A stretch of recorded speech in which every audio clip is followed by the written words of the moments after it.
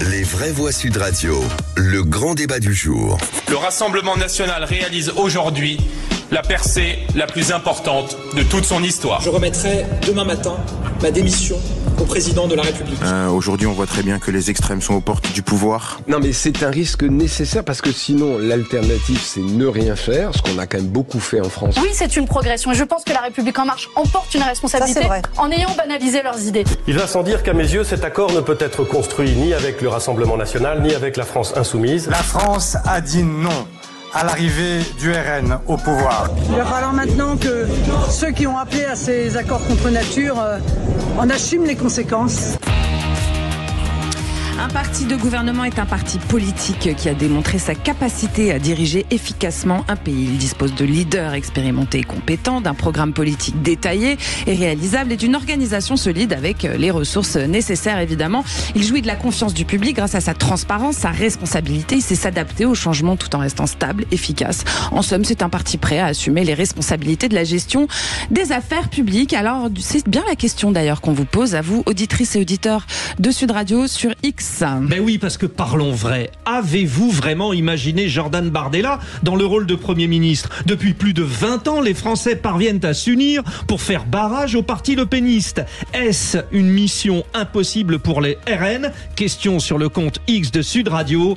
Le RN est-il un parti de gouvernement, Judith ? Ce à quoi vous répondez oui, à 82%, chers auditeurs, chères auditrices. C'est assez clair, hein, c'est clair et clair. Et puis pour y répondre, nous sommes avec Jean Petot, notre invité du jour. Jean Petot, vous êtes politologue et puis toujours avec nos trois vraies voix, n'est-ce pas Frédéric ? Alors nous avons Philippe Bilger, Elisabeth Lévy et Jean Dorido. Voilà. Alors, Jean Petot, c'est parfait. C'est bien. L'ai-je bien descendu ? Est-ce qu'on a bien, voilà, on a bien dit notre leçon. Alors Jean Petot, justement, on va revenir tout de suite à vous, mais on commence par poser cette question à notre cher Philippe Bilger. Alors la question de Sud Radio est véritablement très pertinente.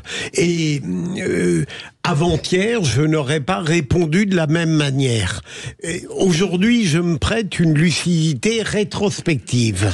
Et je pense que l'élection législative entre les deux tours, quel qu'ait été le matraquage contre le RN, a démontré tout de même que celui-ci n'était pas encore un possible parti de gouvernement, d'abord à cause de parfois la pauvreté des argumentations développées, notamment par Jordan Bardella, par les erreurs commises de concert par Marine Le Pen et Jordan Bardella, par la pauvreté du personnel politique auprès de ce duo. Alors c'est très facile de le dire aujourd'hui, j'en ai conscience. En 2027, ce ne sera peut-être plus le cas parce qu'ils vont travailler, mais aujourd'hui, après les conséquences de ce qu'on a vécu, je dirais plutôt non. Jean Petot, sur ce que dit Philippe Bilger, est-ce que finalement c'est lié ? Vous inquiétez pas, Elisabeth. Non, mais c'était pour. C'est version. Vous avez changé la méthode. C'est version été. C'est version Frédéric Brindel et Judith Bellard. Donc, c'est très bien. Mais c'est pas grave, Elisabeth. On y arrive. Mais oui, Jean Petot, sur ce que vient de dire Philippe Bilger, est-ce que ce sont ces erreurs qui font la défaite ou est-ce que c'est bien plus différent que cela ? Je crois que c'est plus différent que cela. Si défaite il y a du Rassemblement national, parce qu'on peut aussi s'interroger ou se poser la question. Je crois que ce n'est pas simplement son déficit, par exemple, d'expérience ou d'implantation locale. C'est un vrai débat. Qu'est-ce qui fait qu'un parti est ou pas un parti de gouvernement ? On voit bien que c'est pas d'ailleurs une définition qui est très stabilisée. Ce qu'on peut constater, c'est que traditionnellement, les partis politiques sont dans la course et dans la compétition à toutes les élections qui se présentent. C'est pas le cas forcément de toutes les formations politiques. Je dis bien formation politique. Regardez la France insoumise, ils se fichent complètement des élections intermédiaires. C'est pas leur problème.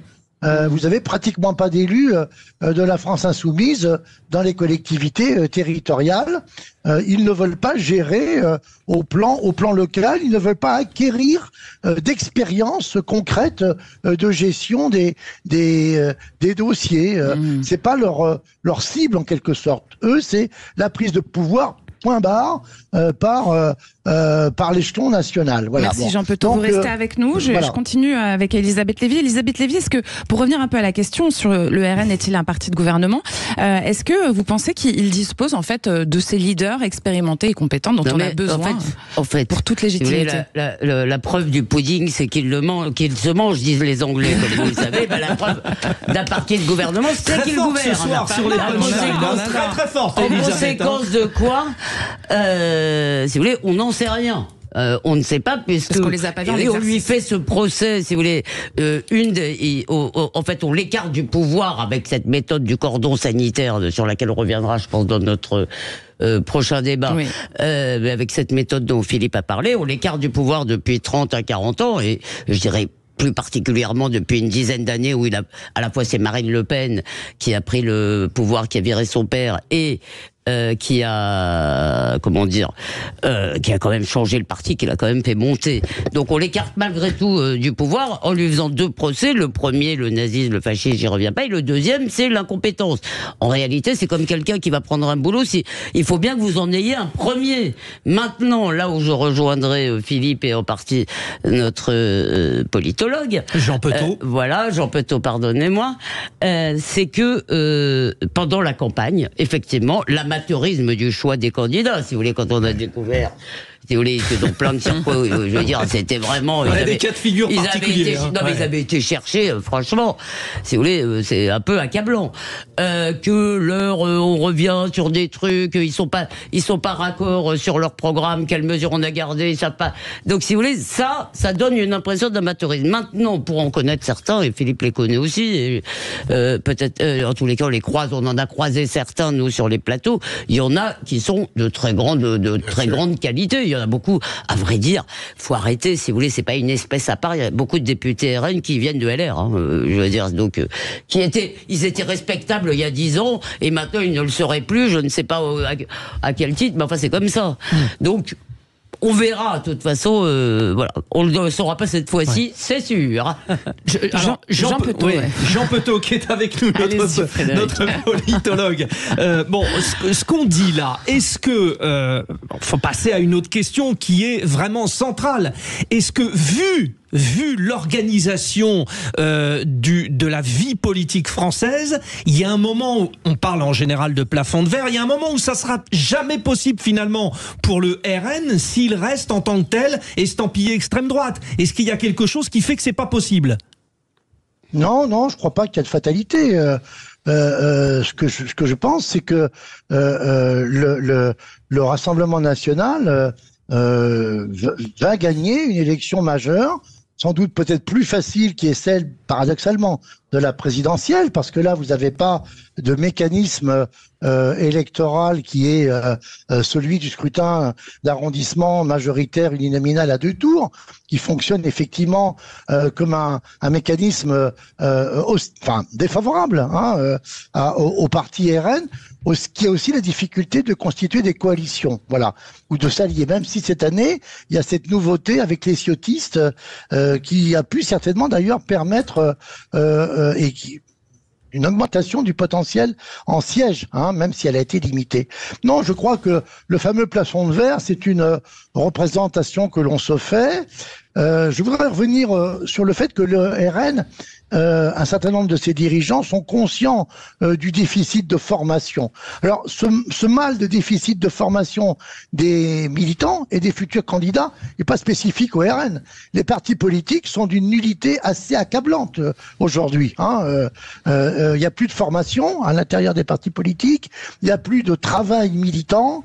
Tout cela relève de l'antéchrist, quoi. Ouais, et de ce point de vue-là, certains auraient besoin d'un peu de média training, mais bon, sinon c'est sûr. Non, pardon. Le média training, c'est pas ça du tout. Le média training, c'est acquérir des trucs qui fait que tout le monde se met à parler comme Jordan Bardella quand il est candidat du RN de moins de 30 ans. Certains devraient faire de la gonflette d'ailleurs parce qu'il leur manque un peu de muscle. Hein. Et puis autrement, beaucoup de candidates ressemblent à quelques députés déjà élus. Alors, mais ça, c'est du mimétisme. Oui. C'est pas de la formation, ça. Jean Petot, je me permets de rebondir sur. Il y a quand même Marine Le Pen qui a dit chez nos confrères que Jean Dorido, que l'équivalent du RN aux États-Unis, c'est entre le centre droit et le centre gauche. Alors, je sais pas ce que vous en pensez. Alors, écoutez, est-ce que finalement, sans être ceinture noire de sciences politiques, contrairement à notre invité, je pense qu'elle a raison, Marine Le Pen. Je rebondis sur ce qu'a dit Frédéric Brindel tout à l'heure. Je pense qu'il y aura toujours un plafond de verre pour le RN en France tant que le RN acceptera, tolérera cet estampillage d'extrême droite, si vous voulez. Parce que c'est un fait, et pardon de faire le psy, c'est un terme qui convoque l'imaginaire.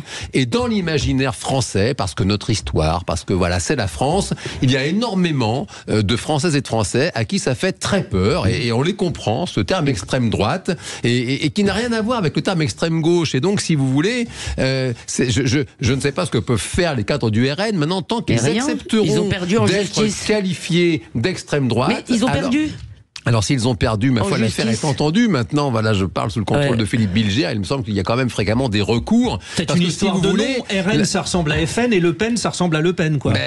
Il y a sans doute quelque chose de ça. Maintenant, si vous voulez, tant qu'il y aura cette étiquette d'extrême droite, et le ministère de l'Intérieur, il avait vraiment estampillé extrême droite les candidates et les candidats du RN, y compris les ciotistes d'ailleurs. J'imagine, ça leur a fait quand même tout drôle quand ils se sont vus. C'était un truc genre alliance d'extrême droite, quelque chose comme ça. Union d'extrême droite. Non, mais c'est vrai que rien que de le lire, quand même, ça fait un drôle d'effet. Et on restera sur le plafond de verre. Un mot là-dessus, Jean, mais vous avez parfaitement raison. Ça ne vaut pas d'ailleurs que pour. Non, mais ça ne vaut pas que pour des partis politiques ou des élus. Moi, Causeur est traité de journal d'extrême droite. Nous envoyons des droits de réponse. Parce que ça nous nuit, évidemment. Bah oui. Mais non, mais parce que vous dites tant qu'ils toléreront, comment voulez-vous? Attendez, juste quand ils disent tant qu'ils toléreront, comment voulez-vous? Vous dites tant qu'ils toléreront, mais ils ne tolèrent pas, ils ne peuvent rien faire. Marine Le Pen est allée en justice pour cette affaire d'extrême droite. Le Conseil d'État a statué, a dit, je crois que ça faisait partie du débat normal. Et puis après, il y a les idiots, ou ceux qui vous prennent pour des idiots, qui vous disent, non mais c'est juste géographique, c'est à l'extrême droite de l'Assemblée. Vous avez raison, c'est un mot qui empêche de penser. Une fois que vous avez dit ça, vous n'êtes plus dans l'humanité. Voilà. La question se pose quand même, est-ce que le RN est un parti d'extrême droite ou pas? D'ailleurs, tiens, Est-ce qu'il est dans l'humanité? Pas dans le journal, en tout cas. Est-ce qu'il existe? D'ailleurs, on va poser la question à notre auditeur au 0826 300 300. Vous nous appelez, vous réagissez. Sud Radio, c'est votre radio. Parlons vrai. Quentin, qu'est-ce que vous en pensez, vous, de tout ça? Je pense que ce soit au RN ou ailleurs, on n'a pas le haut du panier en termes de candidats. Quand on voit Raphaël Arnaud, qui est un... élu. Je ne vais pas le dire parce que je risque les poursuites aussi. Fichier S, il est fichier S. Non, mais j'avais d'autres termes en tête. Non, restons sur celui-là. Tout à fait. Restons dans la légalité. Voilà. Non, mais c'est pas le haut du panier. Et pour tout vous dire, j'ai de la famille qui est députée, qui était députée Renaissance. C'est vraiment pas le haut du panier. Ils prennent ce qui est dispo, hein, pour la plupart. Donc à jeter la pierre sur le RN. Ce serait trop rapide. Comment ça se passe dans les repas de famille le dimanche, Quentin, là, parce que ça a l'air un peu tendu. C'est des assiettes de pâtes. Bien heureusement, ce sont des gens que je ne vois que très rarement. On s'entend pas. Personne n'est parfait, Quentin. Non, pas forcément sur le plan politique, mais sur d'autres points, on s'entend pas. Il faut dire ce qui est. On a Jean-Luc Mélenchon qui est un orateur fantastique, et en face, on a Marine Le Pen qui est en dessous. Donc, est-ce que ça qui a progressé, leur capacité à gouverner? Je sais pas. C'est pas sur ce plan-là qu'elle est la plus mauvaise. Hein. Elle a progressé. Mais on peut. Allez-y, Philippe, bien sûr. Jean Petot, est-ce que tout de même, vous n'avez pas l'impression que, certes, on constate qu'un parti est prêt à gouverner lorsqu'il a la chance de pouvoir le faire, mais est-ce que vous n'avez pas eu le sentiment que ces élections législatives ont démontré tout de même un certain nombre de défaillances structurelles qui peuvent inquiété pour un parti qui rêve de gouverner. Et d'ailleurs, j'ai cru sentir, comme d'autres, chez Marine Le Pen, peut-être pas une impatience très vive à l'idée de gouverner dans les circonstances actuelles. Jean Petot. Oui, je pense que c'est assez juste cette réflexion, Philippe, un peu comme d'habitude dans vos analyses. Je crois aussi que chaque parti politique a son calendrier et se construit en quelque sorte une trajectoire. C'est un petit peu comme, puisqu'on y arrive quand même, enfin, j'imagine, dans la période olympique, un petit peu comme les athlètes qui sont dans une compétition, quoi. Ils ont leur propre modèle de préparation. Et il suffisait de voir quelques visages le soir du 9 juin, au moment de l'annonce de la dissolution de l'application de l'article 12 par le président de la République sur les plateaux de télévision. Un nombre de cadres du RN étaient un peu soufflés. En gros, sur le modèle, c'est pas parce que Jordan Bardella réclamait la dissolution qu'il fallait le faire. C'est trop tôt. Et d'une certaine façon, le calendrier n'était pas forcément très favorable à la trajectoire politique de Marine Le Pen. J'ai tendance à considérer que ce qui s'est passé sur ces 2 tours n'est pas une défaite du Rassemblement national. D'abord, financièrement, ils empochent un très gros paquet. Quand vous faites plus de 10 millions de voix, ça rapporte aujourd'hui, très sérieusement. En tous les cas, ça évitera d'aller se mettre à genoux pour avoir un prêt en Russie. Ça, c'est clair. Donc, de ce point de vue-là, l'affaire est réglée. Et par ailleurs, avec ses moyens financiers et matériels, je pense que le RN a les moyens, la capacité de former et en particulier de faire et de se structurer très clairement. De Jean Dorido, très rapidement. Je rejoins l'analyse de Jean Petot. J'ai le sentiment que ce qui est vrai pour le RN est vrai aussi pour LFI. Je ne suis pas sûr que Jean-Luc Mélenchon se réjouisse de ce bon score du nouveau Front populaire.